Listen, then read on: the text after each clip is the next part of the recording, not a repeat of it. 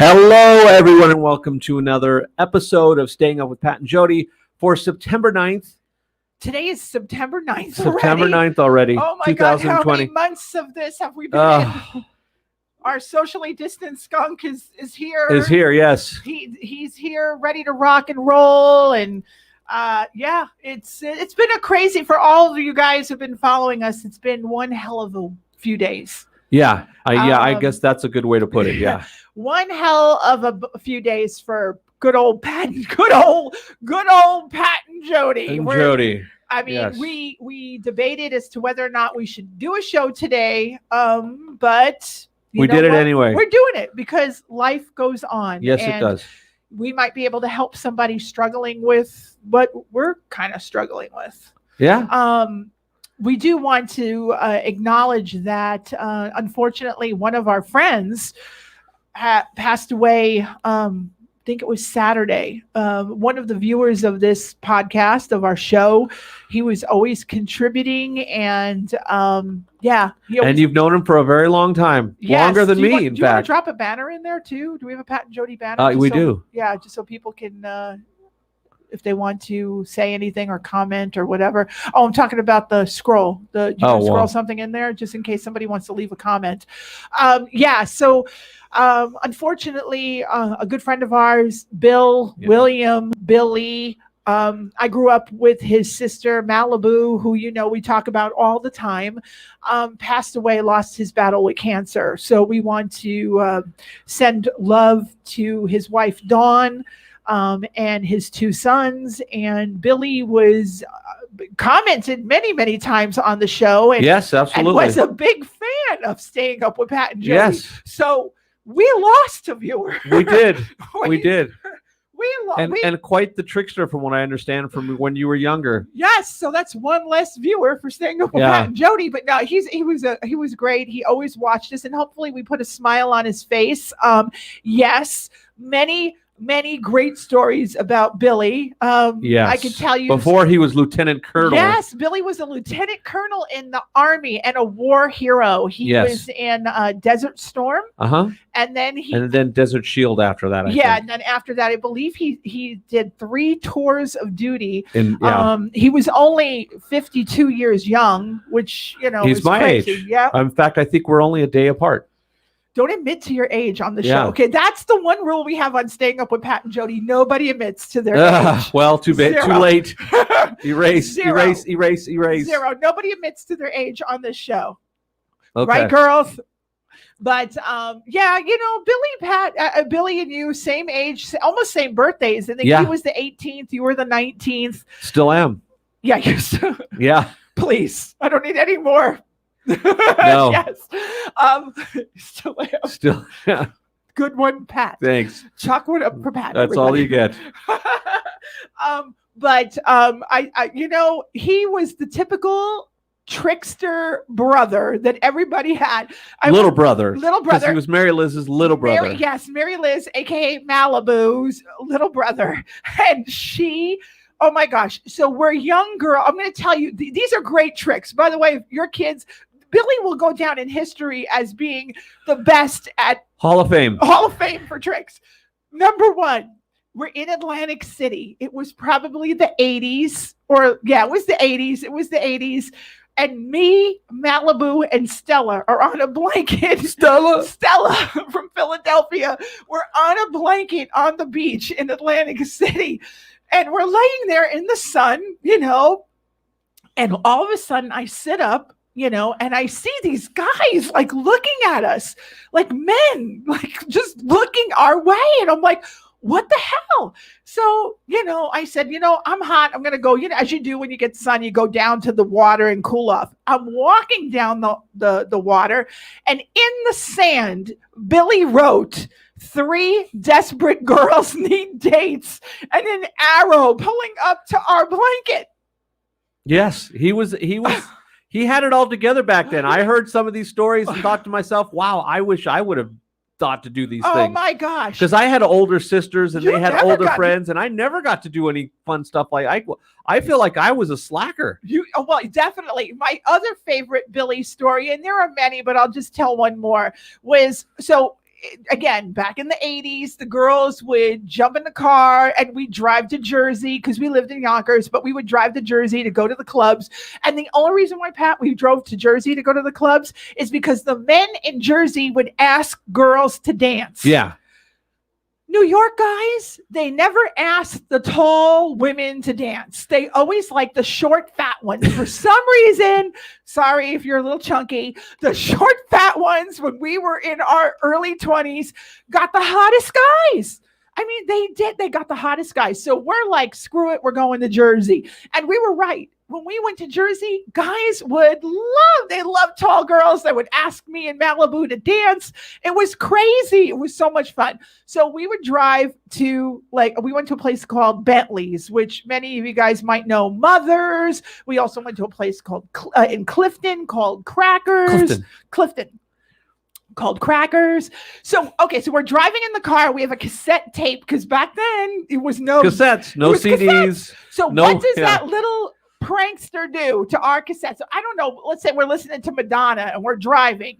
In the middle of a Madonna song, all of a sudden we hear German pa music, like Oktoberfest music is playing on this cassette tape that we bought. It wasn't homemade. It was like, he must have put tape over the tab. Yeah, we remembered how to do that. If you wanted to tape over a store-bought tape deck. Well, you guys don't ever have this problem. You younger folks don't know the pain.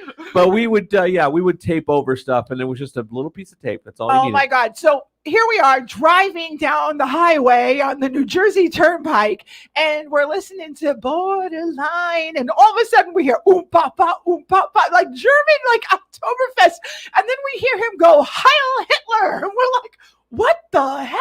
And then it would go back to pa music, and then it would go back to Madonna, and then he would say, this song is older than my underwear. I'm like, what the hell?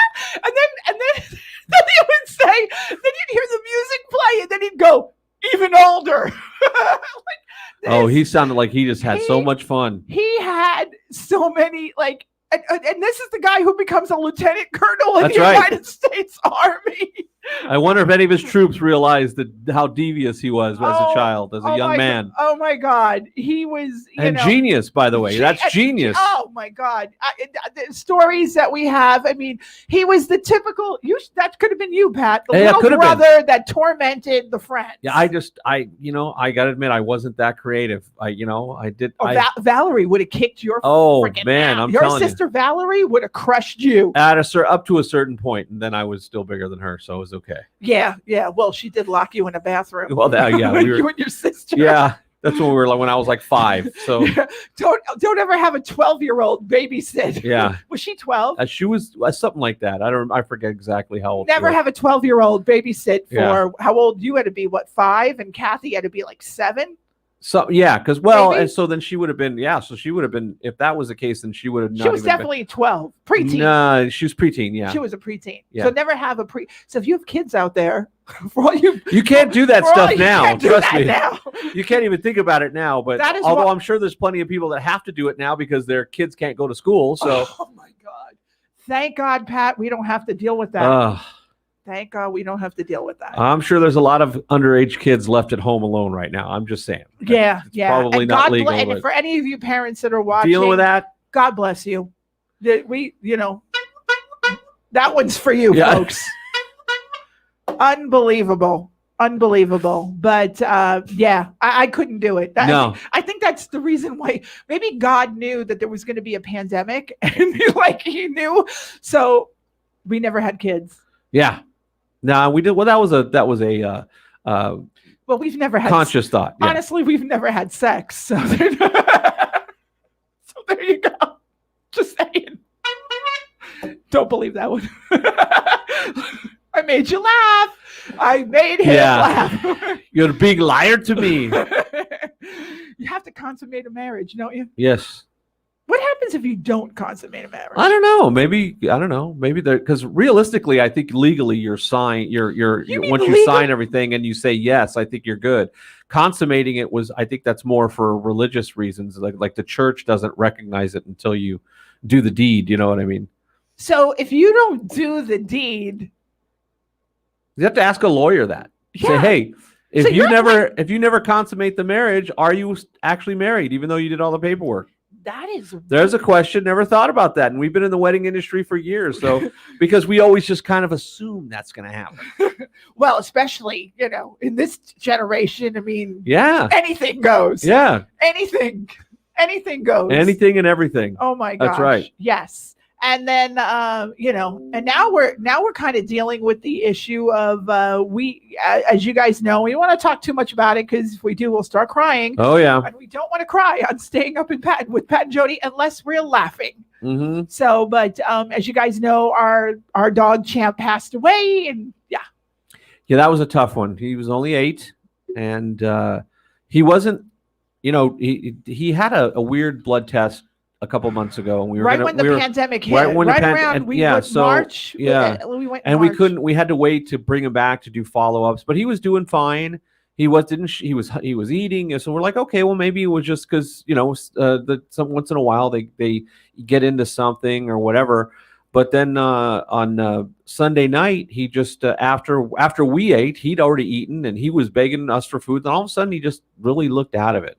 And then he slowed down, and he wasn't moving around a lot, and he wasn't jumping in my lap like he normally was. And then his breathing started getting heavier, and it just got worse. And then by 2 a.m, we had to take him to the emergency vet's office, and they found out that he had a tumor that ruptured, and he was bleeding internally. So yeah.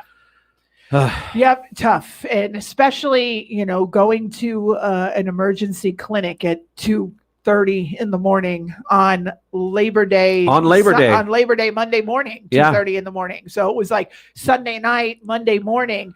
But thank God for you, Pat.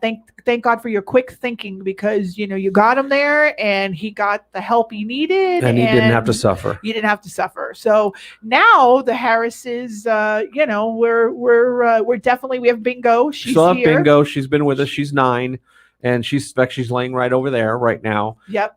She's with us while we film this, and she's been doing okay. She's looking around the house a lot, wondering like kind of what's going on, but she hasn't like stopped eating or anything like that. We did have a dog that when we had one pass away, Sahara didn't deal with it well. Yes. She got really depressed, but Bingo's pretty independent, and so she's actually doing pretty good. Yep, she's doing better than us. Let's put it that way. Yeah, she definitely is doing better but than we us. still have to find her a little brother or sister. Yeah, we're definitely looking at adopting another dog. Rescuing. So, rescuing. Yeah, we need to rescue. I've always said to Pat that I would love to, since I never did have a kid, not that I know about, I've always wanted to raise something as a little one and raise it, but I don't know. It's a lot of work. It's a lot of work, and it's a lot of cleaning up messes and chewing stuff. I don't do well with poop. And you would have to clean up poop a lot. Let's just say that. I don't do well. I don't Poop, do well with they my throw own up a lot. I They don't pee. do well with my own Yeah. poop, let alone Yeah. somebody else's poop. No. You have to puppy-proof the house. Oh, you have my to clean up gosh. constantly. You're always paranoid over whether or not they're going to jump the fence or get out. Oh gosh, yes. It's a lot of work. Raising a puppy, especially a smart, agile puppy like a herding breed like that, it can be a lot of work. Yeah. And did you ever have a puppy, Pat? Have you ever? Yeah, when we were did? kids. Yeah. Did you we raise had, a Penny puppy? Penny had puppies, and we kept one of them once, and they're always a lot of work. Always a lot of work. They're cute as can be, but they're a lot of work. And I'm thinking of it like now. Okay, so now like our fall season's gone to shit. Let's just say it. If you're in if you're in the hospitality business, and many of you guys and girls that are watching this are, the fall season is nothing like we thought it would be. So if we wanted to get a puppy, we could get one. But the puppy is a lot of issue, not for a month or two, but for a year and a half. Yeah, I know. So that's the thing. And I think of it this way, I mean, we were lucky to get Champ. I mean, we got him in Utah. He was a year old. He was a year old, and that's what I'd like to do. I would like to save a dog. I mean, because the puppies are going to get adopted. Yes, I mean, absolutely. Puppies get adopted. As a matter of fact, we're looking at a dog right now who is a year old and was a puppy, and the people just kind of gave up on him. Gave up. Yeah, they never did any training with him, and the foster, the rescue is actually helping to train him and get him, give him some manners, So that's kind of generally what you get. There's always going to be some, people say, well, they have all their issues. Yeah, they absolutely do. There was usually some sort of fear there. Well, They usually didn't Champ. get treated. Champ was afraid of men, so it took him a long time to not run away from me every time he saw me. And then he turned into a 65-pound lap dog. I mean, he spent at least 3 or 4 times a night he was in my lap. Well, remember when Champ was already adopted? Remember, he was our Champ. They gave him back. They gave him back because he didn't warm up to the male quick enough, and they didn't give it enough time.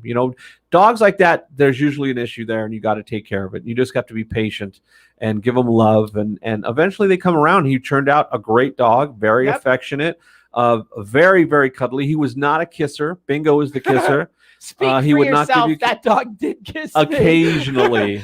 Every time I sat on the porch at night, I got a little lick. Yeah. Just saying. Yeah, but it wasn't. But very rarely, like Bingo. Very rarely would it happen. But he would certainly always cuddle up next to you and always want you to scratch his belly and just do cute stuff. And he, of course, slept in bed with us all the time. And it's so he was absolutely adorable and beautiful. And you could go on our Facebook site and see some pictures. We weren't going to post up any now because it's tough. Let's just put it that way. Yes. Let's just say it's very tough. It is tough, but we're holding it together now. We're holding it together thanks to the social distance skunk. Yeah. So so thank you guys for all your kind words. We really appreciate it. And thank you. So Pat, we're going to switch gears now because we don't want this to be a depressing show. We hope that by telling our story, it helps somebody out. Yes. Help somebody out. What's going on with Trump? Is he coming to Vegas on Saturday? Well, I heard that they were canceling at least the Reno event because they said that it violated the 50-person gathering mandate. And but they keep saying that they're still going to do the one in Vegas. So I don't know how he's going to do it. It's kind of interesting. These times are very interesting, as far as people being able to go out, because you saw that both sides had conventions where there was way more than 50 people on both, but they were in different states. So who knows? Right. It's and of course the governor here is Democrat. So that's going to cause issues. It'd be interesting to see if Biden tried to come and do something, if he got the same resistance. The day Biden comes in to do something here in Las Vegas would be the day Sisolak says, okay, we're back to 500 people. Yeah, exactly. Or 1,000 people. And then after he leaves, we got to go back. Rewind this tape. When Joe Biden comes to town, rewind this tape. I'm telling you, it's what you're going to see. He'll figure out a way around it. Yeah. Oh, yeah. Oh, our number. It just so happens that our COVID cases are going down. Way down. Just in time. Let me tell you, our governor is not the most popular governor in the country. There's a lot that aren't popular right now, but he's definitely, there's a lot of people going, how did he get elected? It's like, because you didn't show up and vote. And that is why I am going to be rocking this T-shirt that says vote. And don't people vote by mail. If you're going to the supermarket, if you're going to Costco, if you're going anywhere where there is a line, you can wait online and vote. I don't care what your story is, unless you have health issues. We know my mom is COPD. I don't think I want her going in, to vote. She's been really good so far. But you can take and drop off your mail-in vote at the polling locations to at least make sure that it's more likely to get there. Yeah, especially on time, because there's 2 ways that they can screw you. One, it doesn't get to the offices on time, and 2, they can basically look at your mail-in ballot and say, no, that signature doesn't match, so this is invalid. So they can invalidate your vote. So that's the issue where mail-in voting, and people wonder why. Well, it's safe. It's like, well, first off, there's so much mail fraud with everything. It's really not that safe. And secondly, if you really want your vote to count, you're going to do everything you can to get it in. And it doesn't matter which side you vote for. Oh, we just want you to vote. Just vote. I don't care. Vote and make sure you're counted. You already know where I stand. You kind of figured that one out already. If you're smart, you figured it out.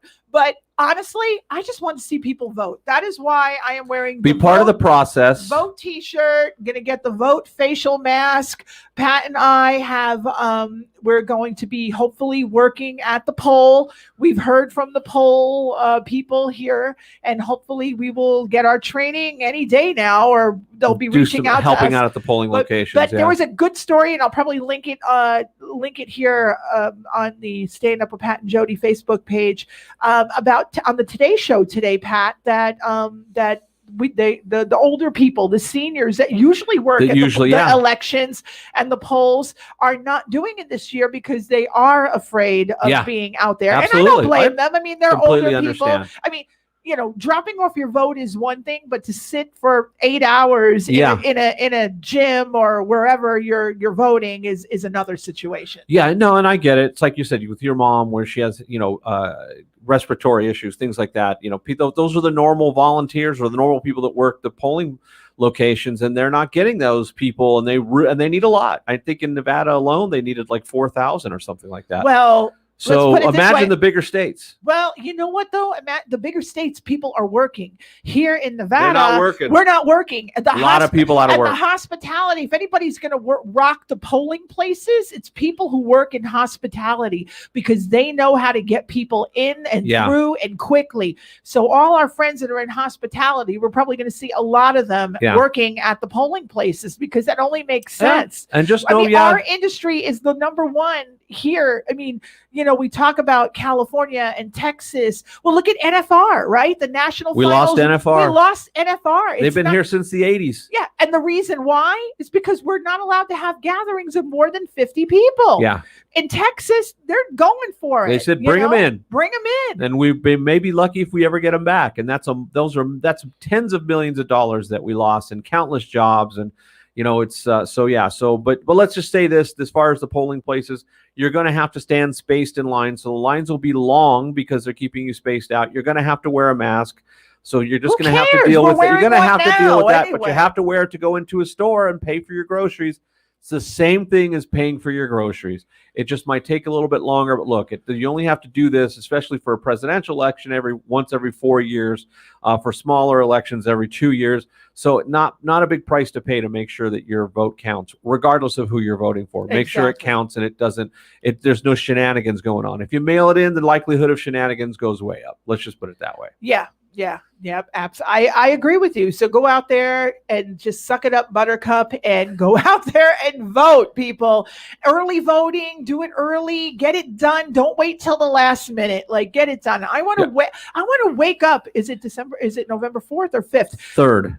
I want to wake up on November 4th. Well, November 4th will be the day after, I believe. Well, I want to know the day after voting. Who's the president? Who's the president? Because somebody was telling me that, and I don't know if it was you or somebody was telling me that if there's no clear winner between Trump and Biden, that Nancy Pelosi could be the president until the votes are,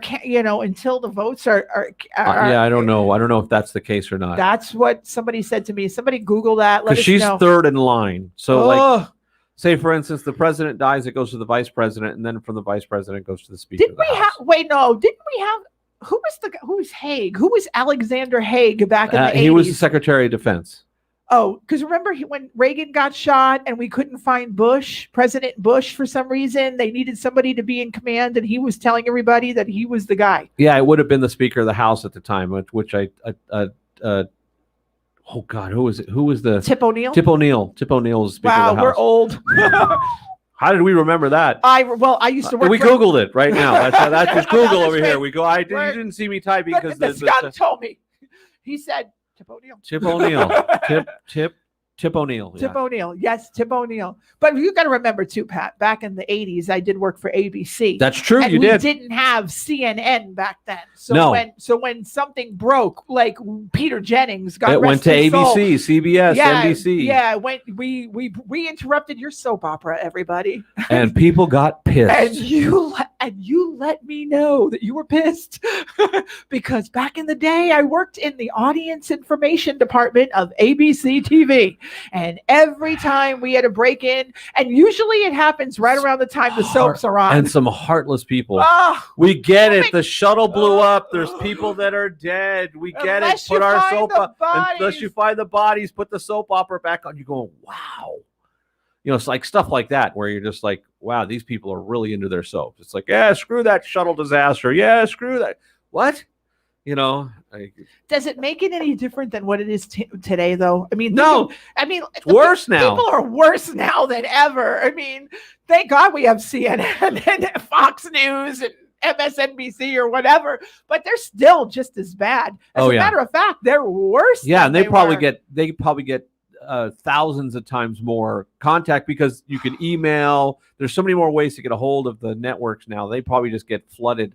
You know, they probably just go in. They're probably just using AI to go through this stuff and figure out. Yeah, it's a very good question. You know, I'd love to learn. I would love to know if ABC still has my old department, audience information. That's what we're called, audience information. Yeah. You know, I wonder. I mean, I know on Regis and Kathy Lee, we tried to not get these people to call the show, but somehow they would slip through the cracks and and they would make comments about something. And but speaking of Regis and Kathy Lee, Kelly and Ryan went back to work. To the studio. We're starting to see a few of the shows in New York go back into the studio, which is a positive sign because New York, being the hardest hit initially and the one with probably the strictest rules, is starting to do more production. That means more people are working because a lot of these guys, now you have some camera guys that have been out of work for 6 months that are getting more work. You're getting floor directors. You're getting all these people that were out of work that are now being able to work again, which I think is important. Because like I said, our whole industry is live event and just being decimated right now. Just decimated. And people don't realize to what extent, but it absolutely is. Yeah, I mean, look at our friend Roman Gomez. Oh yeah, he works in the convention industry and putting together all the expo floors and everything. When is he going to get that back? NAB just announced they're coming in October instead of April. So that got pushed off. So now that's more than a year away. That's 14 months from now or 13 months from now. And what is going to happen with WrestleMania? That's April. I had made a pact with DJ T that we were all going to go to Hollywood and hang out at WrestleMania. Now it may be in Florida. It might be in Florida. If they move forward with it, it will probably be in Florida. Yeah. Well, we got the Thunderdome. Yeah. Okay, now we just kind of lost everybody on because now we went to wrestling. But and the WWE is Thunderdome. Isn't that a movie? But Pat, talk about what the WWE is doing because it is pure genius when it comes to pivoting. So they were doing live shows out of their performance center, which is essentially their training center for months. So they changed their training center into a studio, essentially. And they had some of the students act as audience members, fans, and they were behind plexiglass. And now what they did, and this was apparently in the works for a while, they made a deal with the Amway Center, which is a small arena. It's not a big one. Kind of like the Orleans, probably like the size of the Orleans over here. And they essentially basically rented the place out through the end of the year. And they put TV screens, basically, the big LED panels that they put up at shows. They put a bunch of those up there, and they have people that are in the audience members that are streaming, watching the show, and their face is up. And they get to make. And they're watching the show live, and they're going, yay, and they're applauding and doing. Super cool. So it's a trip. They have I think they said like 3,000 panels. I have tried to get on the Thunderdome, and I still haven't gotten on yet. But because it's either Monday Night Raw or Friday Night SmackDown or a pay-per-view. So I haven't been lucky enough to get a seat, but I want to be in the Thunderdome so bad. I am ready to go. Woo! That would be so cool. It would be so cool. But yeah, talk about pivoting. I mean, that's what, and they're not really pivoting. They're still putting smiles on people's faces. They're making do with this is a company who makes their living off performing in front of thousands of people. Multiple times a week. And now you get into a situation where they can't perform in front of anybody. But, they got a lot of smart people that work for them, and they've come up with some very innovative solutions, and they're actually doing really well. Yeah. Staying content. And I always told you, Pat, why I wanted to go on Love Tonight. I wanted to do the constant. I know bad shit people, and what? You just got to pick yourself up, dust yourself off, and you got to show up. Let me tell you, we keep saying that, New Year's Eve might be like gigantic here. It's like we probably need to just do our own New Year's Eve party and just do an FU 2020, Hello 2021 party. Find a partner that we can, and hopefully you can get more people in, but do some sort of I New hope Year's so. event to tell at 2020 you can kiss my ass. I think most of us are in that position. Look, there are some people who've come out of this ahead. There are some parts of the economy that they're ahead, man. They're making more money. People that are on the online aspect of it, that are about the behind the scenes for all the streaming look stuff, at the streaming stuff, food distribution, healthcare, parts of the healthcare industry. You know, there's certain aspects of the economy that are just growing. Bezos is like worth way more money now. I mean, Amazon is just kicking butt. Yeah. Amazon, Walmart, all those places just kicking butt. Yeah. You know, I mean, we have friends that have gone into different businesses during this time. We have a friend who's opening up a water company with selling water. Another friend of us is doing junk and trash removal, like emptying out like old houses. A lot of people in our line of work are using their vans to transport stuff or work as another carrier. Because think about it, you know, Christmas this year, coming up the holidays, going to be a lot of Amazon deliveries. It's all I'm saying. It's going to be nuts. It's going to be nuts. And, you know, so people have had to change. You know, this year we're all going to be happy when it's over and hope that 2021 brings us, you know, better, something better than what we've seen. Get rid of some of the negativity and hope some of the negative people find something better to do. I wonder what's going to happen to all the negative people in 2021. It's going to be interesting because, you know, people have found their way. I found it very easy to act like assholes, and I'm going to be very straightforward about this. They found it very easy to act like assholes and just treat other people like shit. And let's just, you know, things will start getting back to normal. And when they do, you know, what happens to those people? Because people aren't going to forget that. They aren't going to forget what they did, said, how they acted online, how they did, you know. They're not going to forget that. So it's going to be interesting. A lot of people are. I can't wait to go to the first industry conference, whatever that industry is. Particularly the DJ industry. Yeah. Now that one, because we all know that those guys, some of them have been like really nasty toward each other. I just can't wait. I mean, I told you, there's one girl I'm just going to friggin' kick in the nuts when I see her.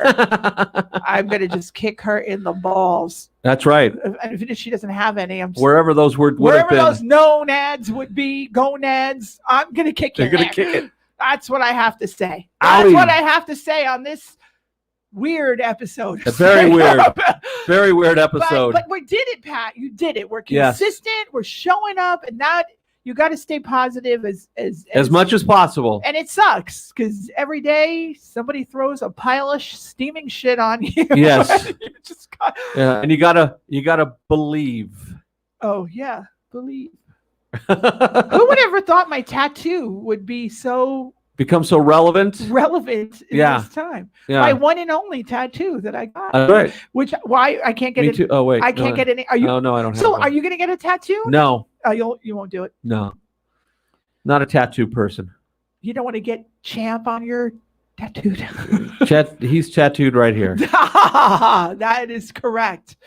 That's a good answer, Pat. Yep. With that, we're done. All right, everybody. Well, thank you for tuning in to Staying Up with Pat and Jodi. If you would like to see more of Staying Up with Pat and Jodi, because we're going to save the network. You know what? When the pandemic's over, we're going to save the network. Save the network. We're going to be the new face of late night TV. Yeah, like 4 a.m. Right before this, we're gonna watch the sun come up together every day. Right before the waking up with the Wagners. That's right. They're gonna be waking up before the Wagners wake up. We're gonna be. You don't even know who the Wagners are. We're gonna knock you out with the Harrises.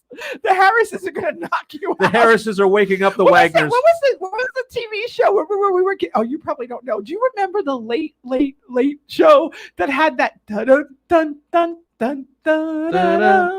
Do you remember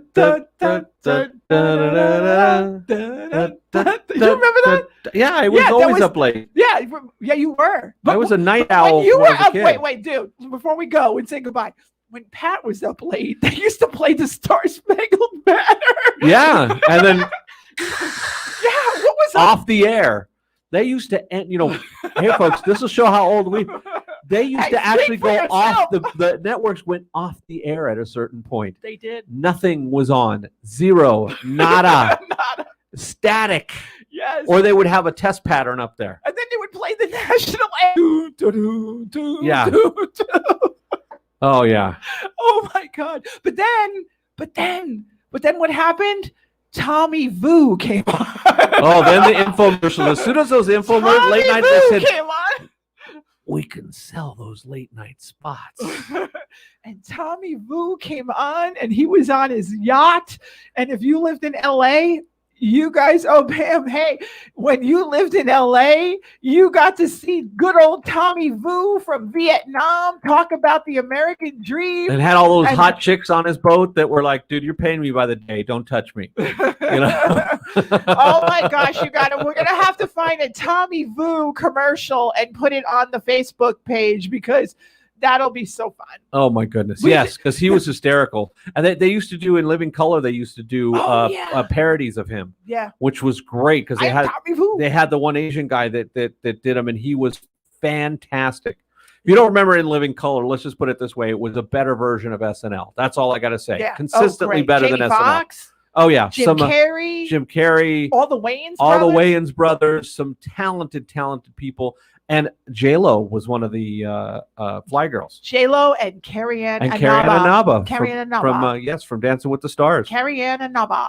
Yeah. Yes. Yeah, and they had great. That was a great show. Always remember the episode. My favorite one was the hypnotist Jim Carrey. Oh my God, favorite one where he turns into a chicken. Oh my God, that is why I will never be hypnotized. Yes. If you know what I'm talking about, look that one up too. That's a great one. Jim Carrey gets hypnotized by David Alan Grier. Yes. David Alan Grier suffers a heart attack in the middle of Jim Carrey's being hypnotized into a chicken, and he can't get out of it because David Alan Grier was the only one who knew the secret word to get him out. Yes, so he stayed a chicken. And then he goes to a restaurant and he tries to order something, and he had to write it down, and the lady goes, I can't read this chicken scratch. Great. It was a great show. Great show. Great show. Always consistent. But again, thank you so much, folks. We appreciate. Oh, tell them about the notification bell. The notification. Oh, yes. Make sure to subscribe. Subscribe to Staying Up with Pat and Jodi on Facebook and Jodi Harris on YouTube. That way you'll get a notification when we go on the air, because we do go on Wednesdays, but the time changes slightly every time because we kind of have to do it when we have an opening. So you'll get the notification, you get to hang out with us, and then we'll do watch parties afterwards too, things like that. But anyway, thanks again, everybody, for hanging out with us today. We hope you enjoyed our kind of weird show, and hopefully we'll be more upbeat and happier next week. I still have to do that Dollar Tree haul and go to a graveyard. That's true. We didn't do the Dollar Tree haul and the graveyard. That's right. That's next. Coming up.